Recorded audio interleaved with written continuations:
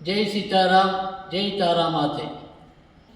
ஆத்ம பந்துக்களுக்கு ஓர் விண்ணப்பம்.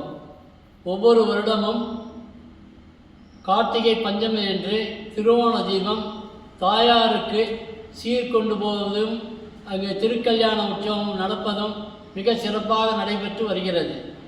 இம்முறையும் கார்த்திகை பஞ்சமி என்று டிசம்பர் 6ஆம் தேதி வெள்ளிக்கிழமை காலை 8 மணி அளவில் கோசாலையிலிருந்து சீர்வரிசையுடன் பெருமாள் புறப்பட்டு யோகவனத்தை அடைந்து அங்கு ஹோமம் பூர்த்தியாகி பிறகு தாயார் பெருமாளுக்கு மஞ்சள் திருமஞ்சனம் நடைபெற்று அதன் பிறகு திருப்பாவடை உற்சவமும் திருக்கல்யாண உற்சவமும் நடைபெறும்.